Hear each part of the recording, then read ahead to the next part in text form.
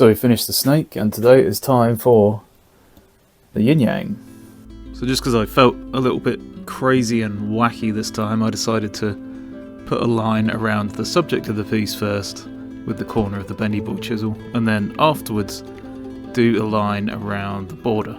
I mean, it doesn't really matter what order you do them in, let's face it. Then I just used the gouge to take away all the background stuff, which you don't need to see, you know how it goes. And then I used a bigger chisel that has a curve that was very similar to the circle, so I could kind of shore up the sides a little bit, clean up loads of little scraggly bits that were hanging around. My small gouge was actually a good match for the curve on the inside, and I actually did the whole curve just with that gouge. If you can at any time do a curve with a gouge, then do it, because the curve will look a lot better than if you were just kind of tracing it with a corner of a chisel like I do sometimes.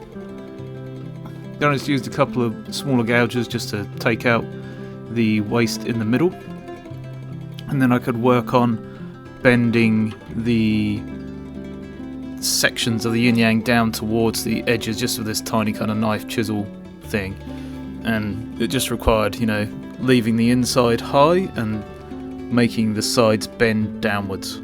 That's all it is really, kind of like making little hills. Then I found a gouge that matched the circle of the little dots in the yin yang, and you can see I'm going all the way around it with just a normal kind of pushing in cut. And after that I used that tiny little chisel knife thing again. This is a really cheap thing I got on a set, by the way, it's nothing special. Just to clean up all the corners so that they kind of look like little buttons, I guess. At this point I just want to thank my patrons for sticking around and throwing money at me to help support what I'm doing on this channel. I hope we can keep growing and improving and getting to more and more people, but the patrons help a lot with that, so thank you very much guys, appreciate it.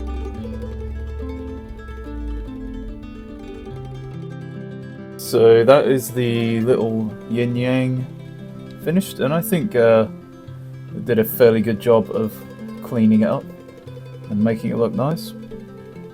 Next time we're going to do this knotwork, which is confusing for a lot of people for the way it goes in and out, and also all the little bits that we've got to clean out in between, so we'll see how that goes. Once again, if you have any ideas for those remaining 6 that are going to be blank, then let me know.